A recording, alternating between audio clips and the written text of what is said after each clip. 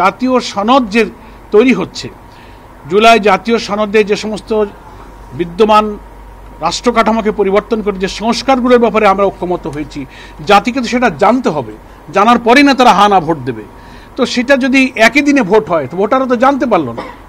Due to that cause আমরা বলেছি যে সংস্কার এবং জাতীয় সনদের বিষয়গুলো ইলেকশন কমিশনকে পাবলিক করতে হবে, তারা ওয়েবসাইটে দেবেন, জনগণ জানবে, ভোটাররা সিদ্ধান্ত নেবে, এবং সেটা নভেম্বরই হচ্ছে উপযুক্ত সময়। একই দিনে ভোট হলে নির্বাচন কেন্দ্রে সহিংসতা হতে পারে, 2-4টা কেন্দ্রে ভোট বন্ধ হতে পারে। তো জাতীয় নির্বাচন প্রতীক প্রার্থীর দ্বন্দ্বে ভোট বন্ধ হলে তাহলে গণভোটের দশাটা কী হবে? একই দিনই তো ভোট হবে, একই কেন্দ্রেই তো হবে, একই ভেন্যুতেই তো হবে, ভোট কাস্টিং কমে যাবে। এই সমস্ত অনেক টেকনিক্যাল প্রবলেম আলোচনা হয়েছে। ওনারা এগুলোর ব্যাপারে ওনারা কোনো নেতিবাচক কথা বলেননি, আমাদের কথা ধৈর্যের সাথে শুনেছেন, আমাদের যৌক্তিক কথাগুলো ওনারা বিবেচনায় নিয়ে ওনারা মনে হচ্ছে যে আমাদের কথার প্রতি ওনারা কনভিন্স হয়েছেন।